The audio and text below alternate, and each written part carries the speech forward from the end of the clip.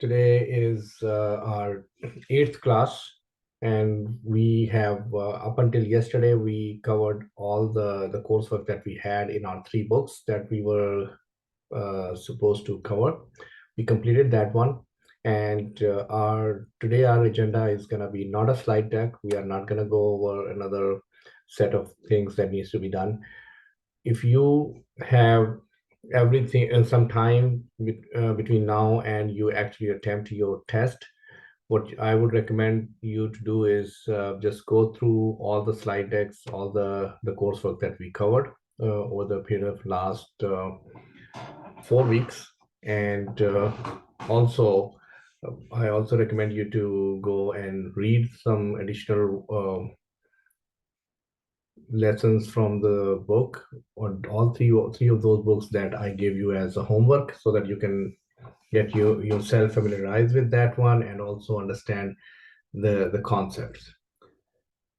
Between now and end of this whole training session, which is today is our 7th class, sorry, the 8th class today we have, and then we have 2 more classes left, that are going to be next week. In those we will have people who can, I'm arranging right now to have some of those experts who have either gone through the whole process and they have attempted the PMP exam and they are successful in that, or the people who have been in the training phase of that one and they have actually conducted the trainings as well. So far, you have heard my experiences, you have heard experiences of this class, but I wanted to have a neutral third party experience as well into this class, so that you can also see how other people actually attempted the class, how they prepared for the exam, how they actually try to, what was the mode of study. Every person is different. Some people like very quiet, calm environment where they can actually study. Some people are okay to just study at in a chaos like environment as well. Sometimes people just want to have their headphone on and then listen to everything, and then they would understand. Some people have people like me. I have a photographic memory. I don't. If I even if I listen to something, I don't understand, won't even remember that one until I see it. So once I see it, I will have memorized those things as well. And then the conceptually how these things are actually working. That's every person has a different way of understanding and absorbing the knowledge that you're getting. With that one, I want to go ahead and start. I know some of you have already attempted those the 100 questions we discussed yesterday, and I would like to actually go over those with some of you. Not necessarily, I want to go over each and every one of you from what you have covered. نيجيريا وايفوري كوست شفتها 1-1 كان. Brothers and sisters, if you are not talking, then you're not addressing to this class, just mute yourself. Okay, so what I was saying is that I would like to actually go over some of those questions, and some of you who have already attempted all 100 questions. What was the result? How was it? What are the different type of questions? And if you want to share some of your results, you don't necessarily have to share the whole results and everything over here. But if you can just share your experience on that one. But this was something that I was expecting from each and every one of you to at least attempt that one. That is gonna be the whole agenda for today's meeting, where we're gonna be just going over the questions, see what are the issues that you have seen so far, and how better you can prepare for that one. With that, I'm gonna open the forum that if anybody wanna volunteer and come forward and share your experience that you have done.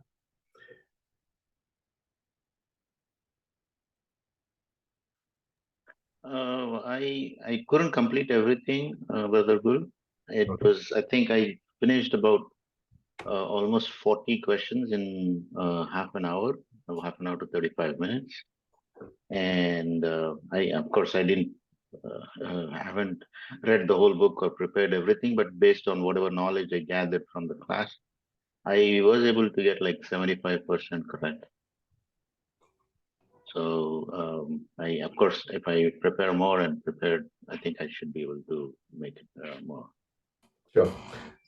My understanding is that this test is not gonna give you a final result whether you have attempted a question and that question was right or wrong until you I actually. submitted, yeah, I just submitted it at the end. Like I just finished like 40 and then clicked OK. So then it gave me whatever was correct. So I just looked at all the ones that were correct. Okay. So out of 40, what was your success rate in general? I think I attempted 39 and I don't remember exactly. I was 27 or something was, I think 28 was what I got. Okay. I checked it yesterday. Okay. Anybody else has any experience they want to share? I can share my experience. Sure, go ahead. So I think I got to like question 41 and then I started getting a little bit tired. But I did complete the exam. It did take me longer than the allocated time, which is fine. I had some breaks in between. But the ones that I struggled with were the questions pertaining to graphs, like the S curve was in there, earned value,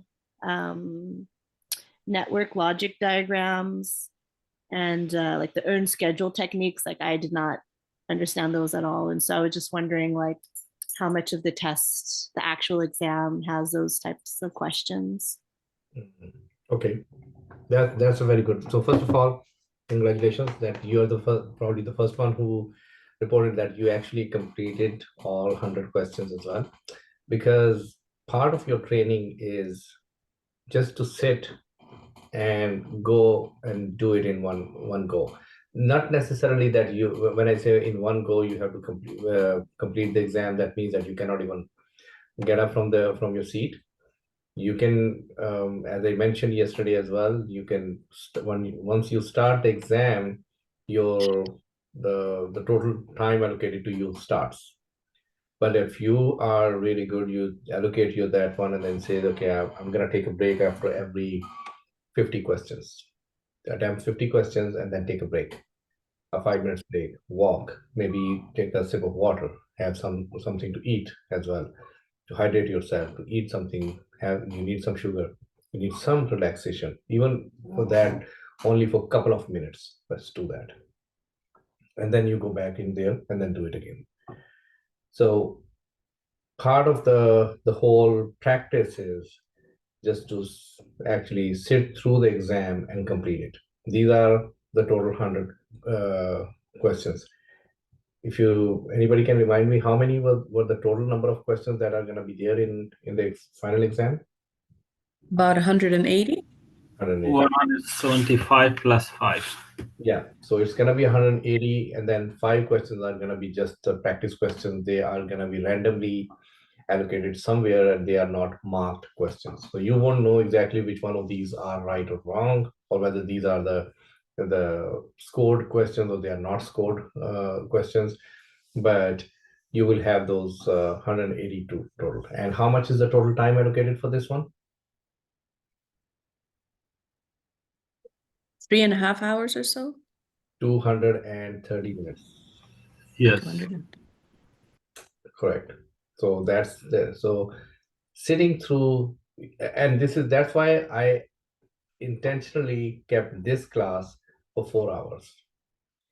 This is the practice that you had. You were, even though at the comfort of your home, still, for the most part, I'm expecting that most of you were actually sitting through and then going through this whole class. This is a 4-hour class, and we took 2 breaks, 15 minutes each. Maybe during the class you will take less duration of the breaks, but you will still need to get some breaks as well. frankly speaking, when I was there, I tried it and I did everything. I finished everything in one go. I did not even, and at that time it was 240 minutes, which is total 4 hours. And I sat through 4 hours. I finished everything because somehow, again, as I said, that every person is different. The way my mind works is that if I have something I need to work on, even if I just go and then try to sleep that at that time, my mind will continue to work on that. It's going to continue to do work on that one. So I would my brain would not stop working, would not even relax, unless I totally disengage from there and then I go and and then I get engaged into a physical activity. That's why I'm very active in sports. So if you go out. I used to play volleyball at a league level. So I used to go out whenever we have long exam. I just go out and then just play volleyball. And that's what I used to do when I was in college. That otherwise my brain will not stop working. So if you have this kind of thing that you need some break, find out how your brain works and how you can relax a little bit. Recommendation is that you should take some breaks, and you should actually. So, Sister Hannah, kudos to you. The way that you mentioned that you took some breaks as well, that's great. That's exactly you are training yourself. So even the taking those breaks is basically you are training yourself, your body, your mind for this exam when you're taking that break, because that's the way. You just need to discipline yourself. That's it. So that's a great question. Now I'm coming to some of those questions. So one of the things that you would see is S-curve. We did not actually discuss it you in the class, and I will actually see if we can have. I can actually explain it to you a little bit what S-curves and all that as well as some of those graphs, but mostly these formulas that we discussed yesterday.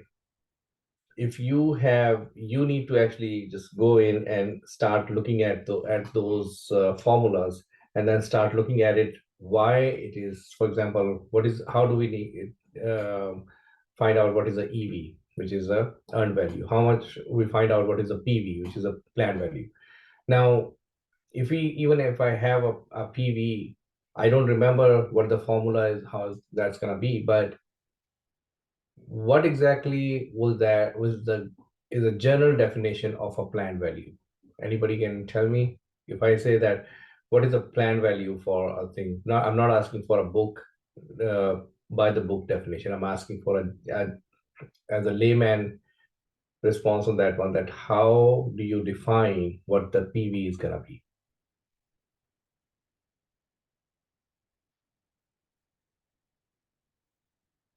Anybody? Um, Okay, let me make it a little bit easier. How do you define what's the budget of a project? Or what is the budget of a project? This is the expected amount that you're going to spend on the project. Yeah, the expected amount to complete the project according to the project specification and contract document. What's the difference between a PV and which is a planned value versus budget?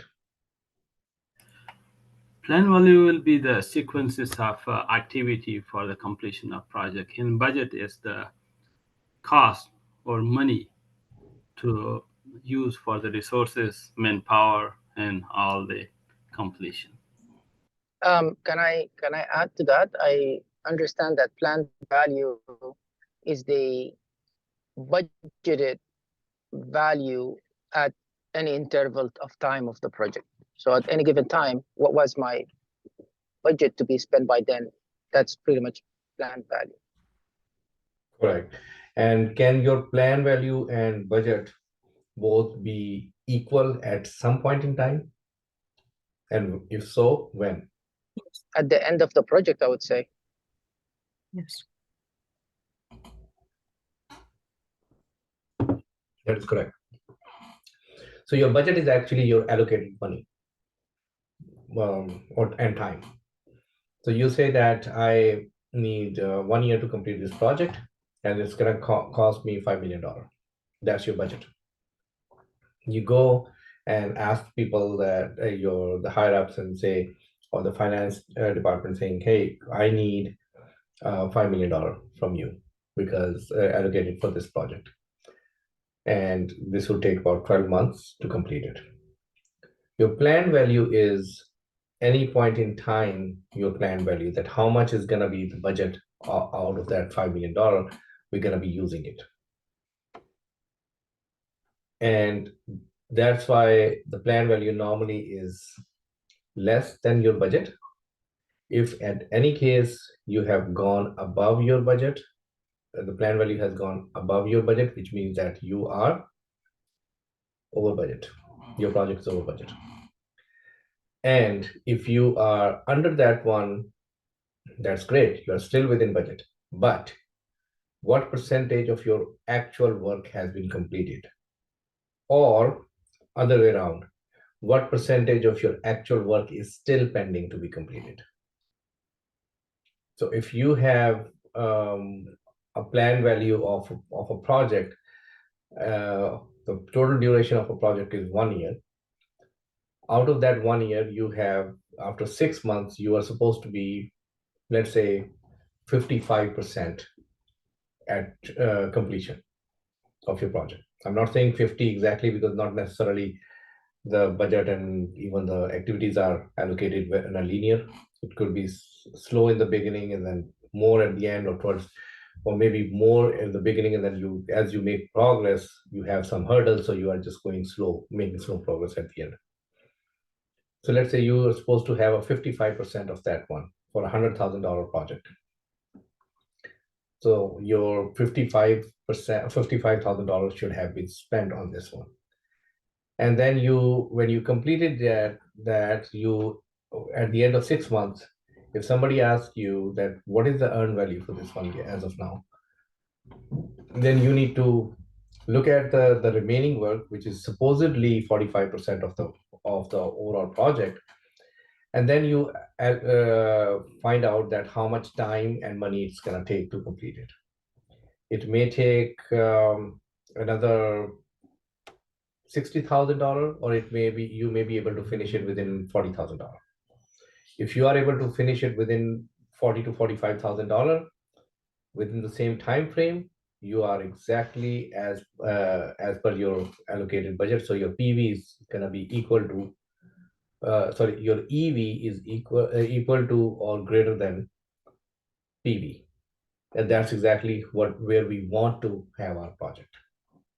As a project manager, that is our goal, to make sure that at any given time, our EV should be equal to or greater than PV. Whenever we have the other way around, whenever we have our EV is less than PV, planned value, then it means that you need to be worried about. And that not necessarily means that your project is failing. That is an indicator that you need to have a corrective action in your project somewhere, or your planning was not exactly how it was supposed to be. So that's something that you need to look at it. That's why, if you remember that I shared an Excel sheet with you for the resource planning, and that was from an actual project. I shared that with you, and that project had allocated value every month, my burn down chart as well. So that was going to be giving me. So the why we are talking about this one is because one of the items that the sister was mentioning earlier, that we had our some of those charts for there. One of the chart is going to be the burn down chart. Has anybody seen ever what the burn down chart is and how it would look like and where you are? Yeah, I've seen that at the end of our scrums where, it goes straight, and then, in the beginning, it just goes a little up with the user stories being added or something. And almost at the end of, the second week, which is the sprint cycle, it all of a sudden you start seeing it goes down, and then you get a feeling of how much work is left, and that moves to the next sprint and things like that. So that's the observation I had. Okay, so here's a little homework for all of you. And I don't have to really share anything right now with you on this one, but you need to go and Google that one, and then you will find the examples of burn down chart.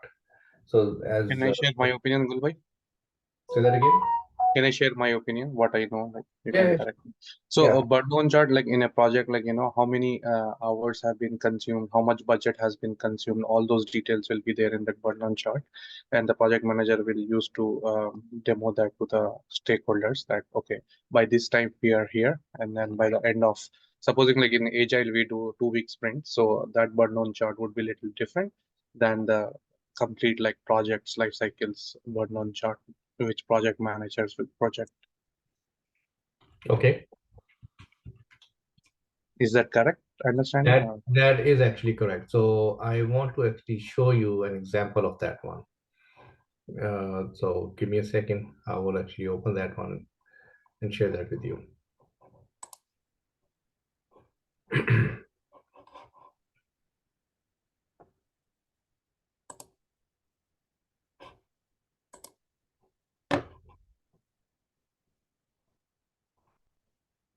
Okay, I'm gonna go ahead and share my screen.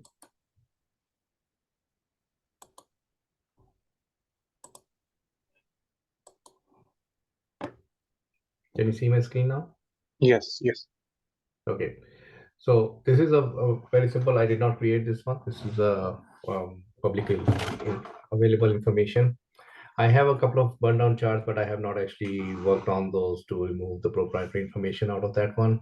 So, but this is a clear depiction of that one as well. And ideal here, it's just showing you ideal task remaining versus actual task remaining. So that's the burn down chart of your number of tasks. Okay. So this is one way of doing that one, is where you have how many tasks are actually pending that you need to do. Okay. And where you always go, my favorite one is, which I always use, and that is go with how much was the original planned, and then how was the actual. So planned versus actual is the one that always gives you a clear idea that whether we are on track or not. So if you have planned something, for example, in this graph you're seeing right now, everything is evenly planned. So we started with maybe 20 plus tasks, and we said, okay, we're going to just start doing it, all of them, whatever the number of tasks that we have, and then we just keep doing it. And then we have the tasks, how they were actually performed, and then how much time it was taking for each one of them. So we did that one as well. And at the end, if we have in 20 days, we actually finished all of them as well. So that's how we are gonna go with each one of those as well. So this is one way of sharing the burn down, that how many tasks that you are gonna be completing in each one of them. Okay. The other example that you can actually use, and that is for the cost as well. Where do you think is cost is going to go?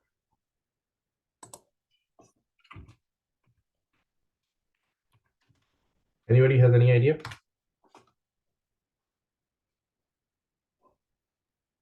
The burn down, you're saying? Yeah, for the burn down, how the cost is going to go?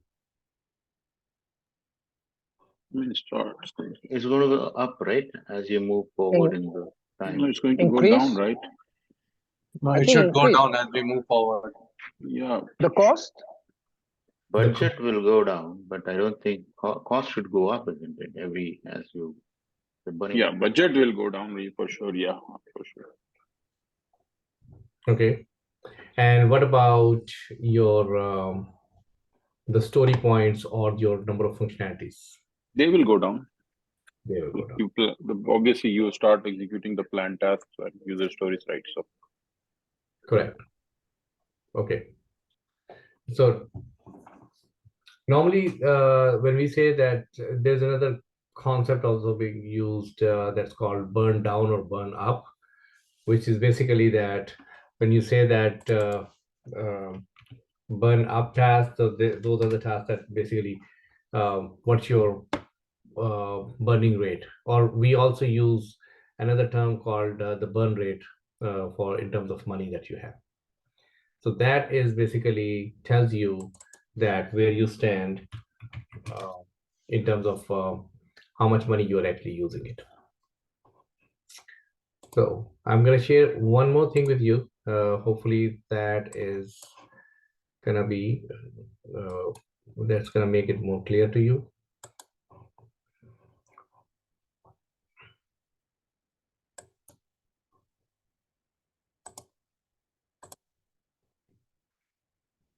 So here it is.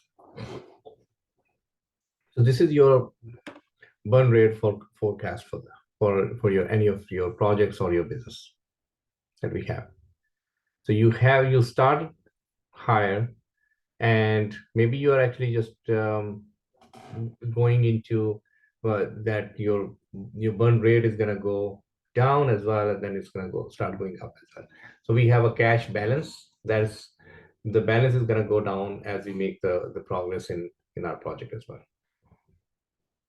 Okay, so you basically, when the more you start burning the money, your cash balance is gonna, or your budget balance is gonna go down. That's where you have the concern. You need to be concerned about. Okay, so these are the different type of graphs. They are available in our in the book as well, the PM box that you can use, and I'll also share from time to time some of the examples as well, that what are the different type of burn down charts I'm actually using for my own projects as well. Okay, anybody else has any or attempted it and completed or close to completion?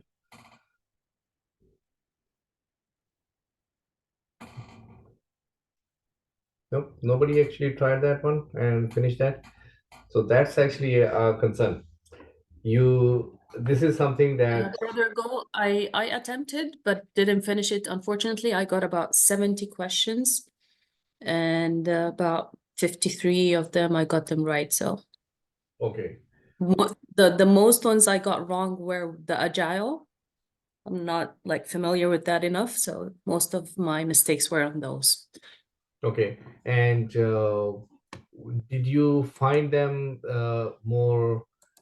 The questions were more related to the topics that we have covered in our class.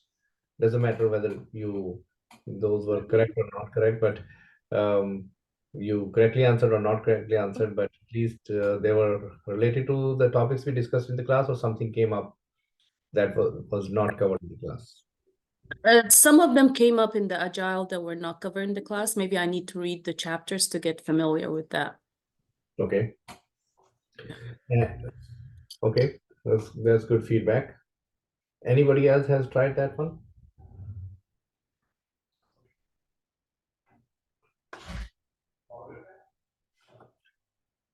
Okay, so one of the things that we do need to pay attention to, and that is we need to look at the questions and how adaptive those questions are gonna be.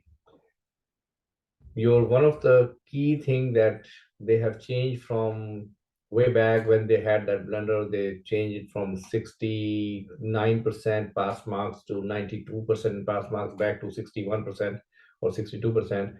And then they altogether, they just got rid of this idea of percentage. Now they don't actually tell you that what is the exact percentage of passing marks that you need to get.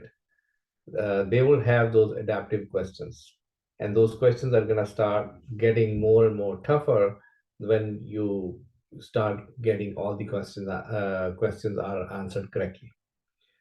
So yes, it's something that you have. If you start giving your answers that are wrong, then they'll start to ease up a little bit, so that that's what they have an adaptive uh, testing mechanism.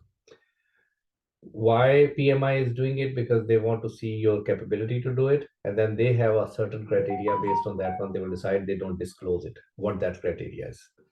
That's why it is still a challenge for all of us to really guess that how many questions out of 180 we have to have corrected. But one of the things that we need to make sure that what we can do is, if we have covered all the areas that we have, for example, I mentioned that agile is one of the area. Technically, if you look at it, even if you read through the book PMBOK, that book does not actually talk about too much in detail for agile. But that's why we have an agile practice guide where we need to actually just go through those questions, make sure that if you are not familiar with the agile before, Scrum methodology is one of them that we read through, but there are other methodologies as well available. Just read the book, and also if that my video is helpful, then go and watch the video as well. So that on my video on a Scrum methodology, that would be helpful for you as well. That one. Okay. Any other question or feedback we have on the questions? Anybody want to have share their results that you have gotten so far? I received some of you have already sent it to me, but I'm not going to share. So I want people to actually just voluntarily, if you are comfortable sharing your results, so that we can see that where the questions were and then how we have answered those questions. If anybody has done that one so far. I got a 60 out of 100. Okay, that's a pretty good number, considering that we just finished we covered our course yesterday, and then you actually attempted it right away without having any break in that one, in terms of study and all that as well. So that's a good number. I actually like it, and this is a very promising number that you can actually use that. Okay. One question. So you sent this. So sorry, I was trying to find out for some reason. I was, so there are 4 tests you sent a week ago, and you asked to attempt 2 of those. So these are coming from different sites, these results, or different tests? Because I just opened your email, I somehow missed that, so the test question. So Faisal, yesterday I shared, actually not yesterday, last week I shared one site and asked people to go over that one. These are the 100 questions that we have. The one that I shared a few weeks ago, that was just for the overall practice, but this was the one I asked people to explicitly just go in and actually review that one, and then see whether that actually looks very familiar, or test your understanding. So I think you're not feeling well, so you did not attend the class yesterday, but you can do it today, or after today you can do it. You can just click on those, and then there are about 100 questions on that one, and then try to attempt those 100 questions here. If somebody can post in the chat or send by email, that would be great. Thank you. For the one which you shared yesterday, you said it. Assalamu alaikum, Brother Abdul. Khalid here.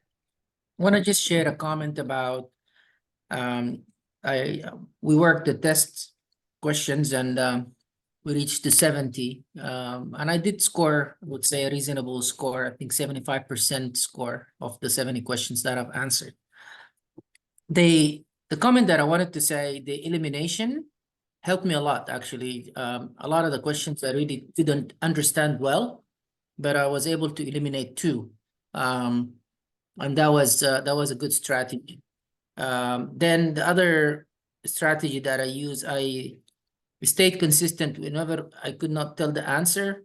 I stayed consistent with the same selection. So I was selecting B if I could not tell at all what is the answer. And most of my questions that I did not get well is around agile. Not on the Scrum, but the there were some of the questions about agile that I could not get correctly. That's just a few comments that I wanted to share. Great. That's great feedback. So see this the process of selection by elimination is a very effective tool that we can use. I always, whenever I'm not 100% sure about what is the correct answer, I always go with what is for sure is not the correct answer. So I always go with that one and see what are the things that for sure that I can actually eliminate from there. And then once I know I have eliminated the ones that are that I'm not sure about, so then I can just go into that the ones that are remaining ones, and then try to see if there is a way that I can. Normally, there is always a clue within your question. When you have a clue within your question that you find out, you read through the question again and again and see if there is a way that you can pick that clue, and then you try to find the right answer out of that. So that's normally the case. The good thing about this type of exam is, since it's MCQs, is that you know for sure at least one of them is a correct answer.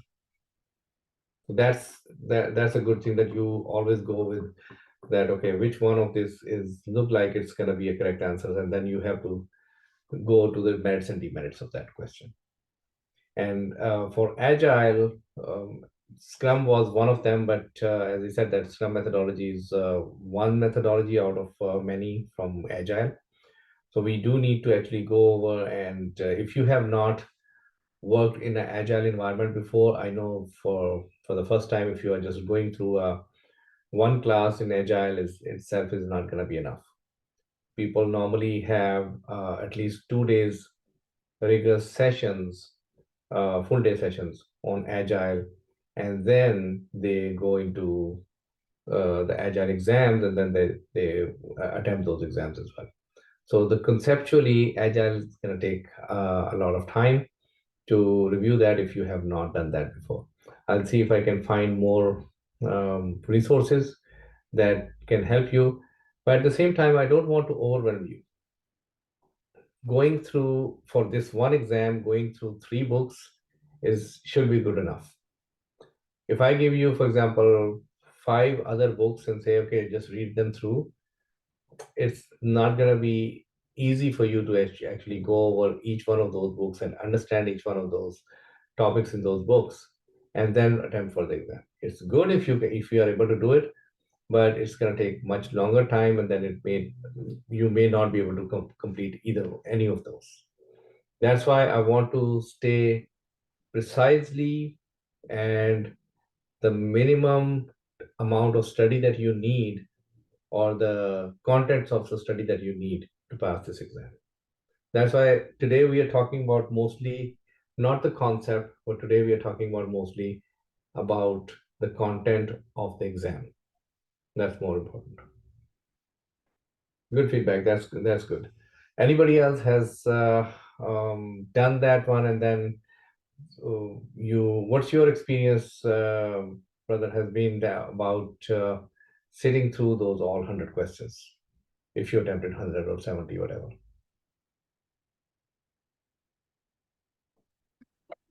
Yes, so I've attempted those 70 questions in 2 settings.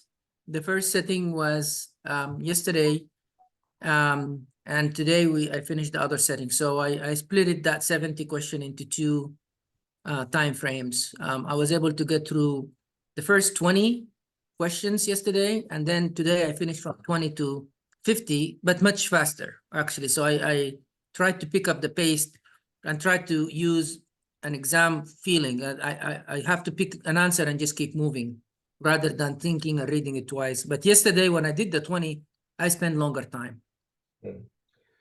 Another simple clue is that, or the strategy that you can use it, if You divide your number of questions, and you know that you have a 230 minutes for that one.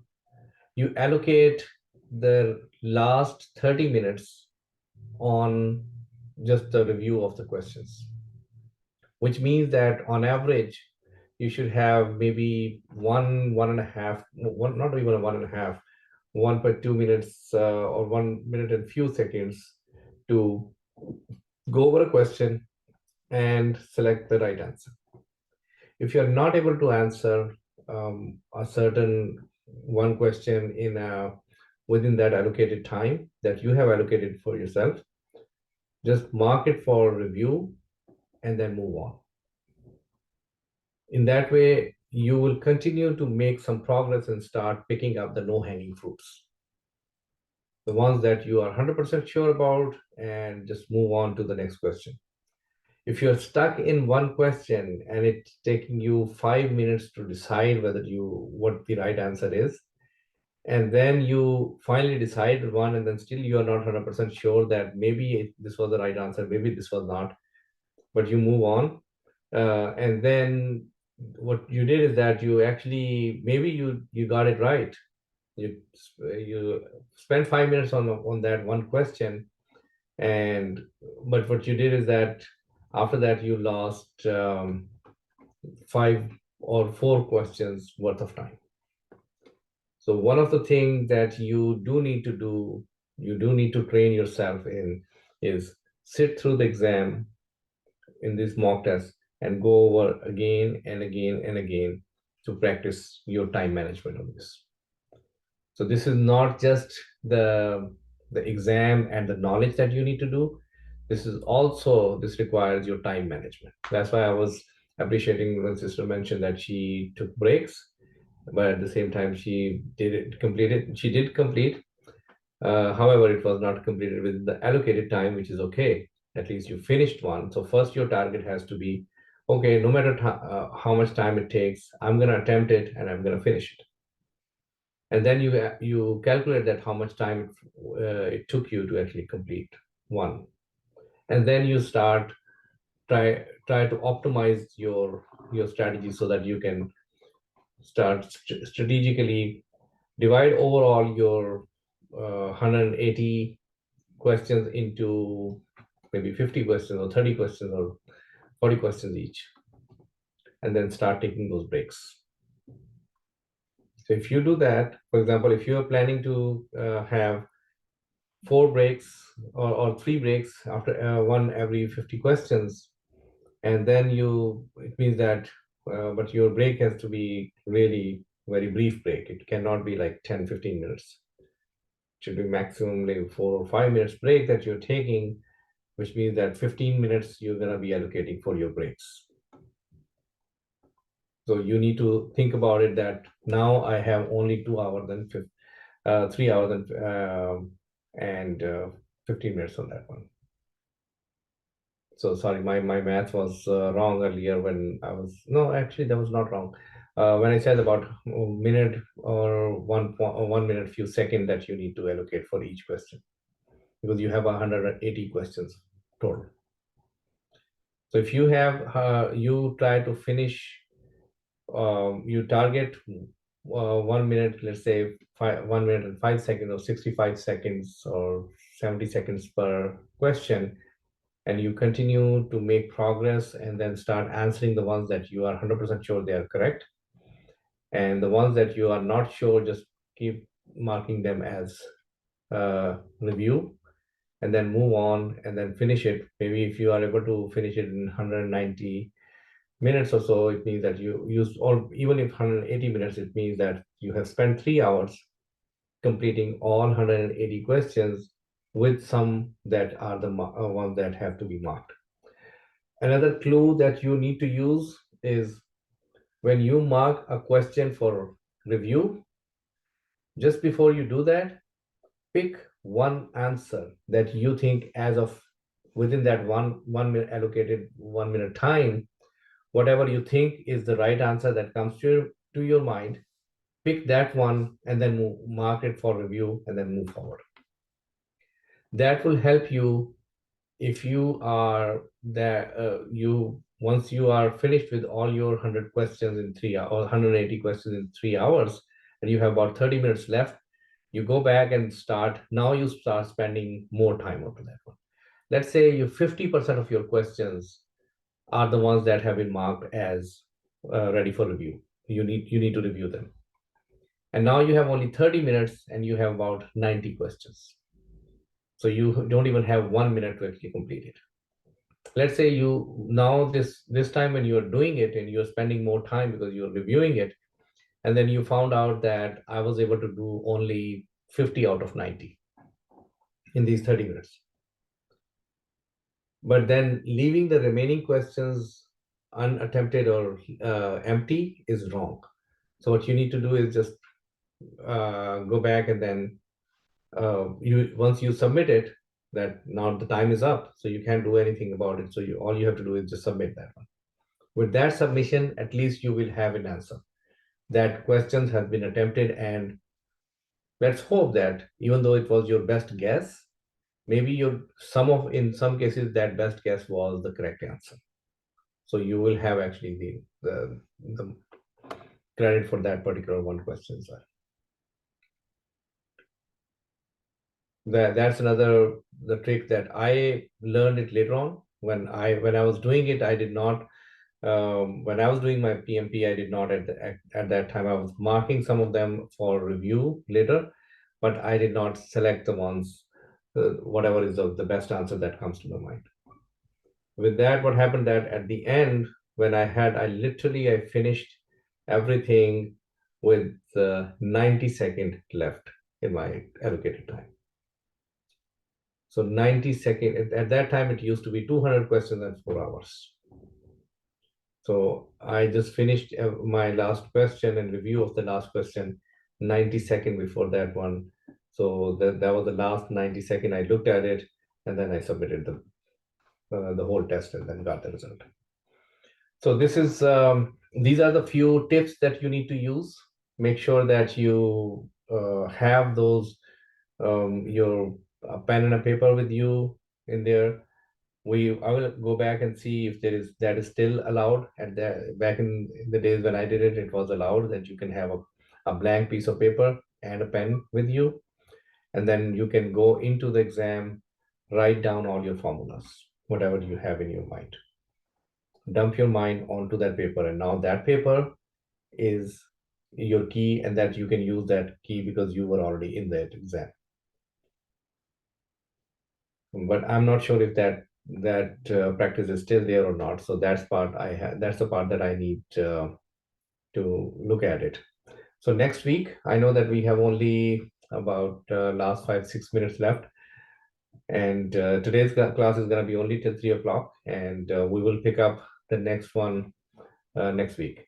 Just before I go, I just want to tell you that next week I'm planning to introduce some of the other experts who have attempted already PMP or recently completed the PMP in the last few years, or some of them who have experience in training the PMP classes as well, so that they can come in and share their experience.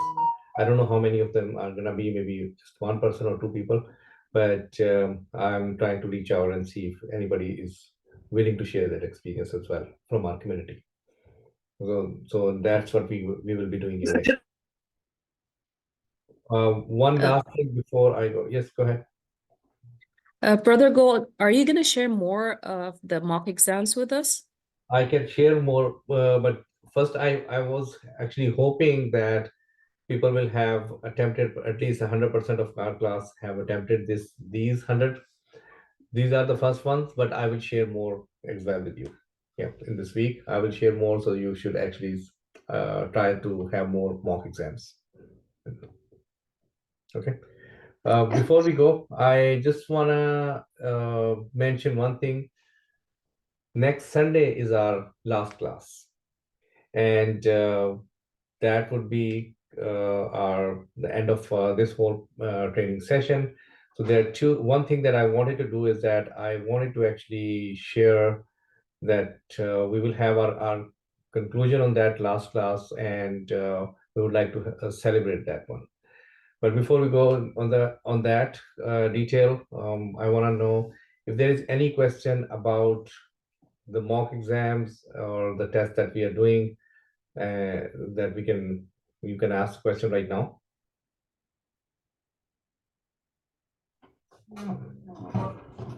Okay.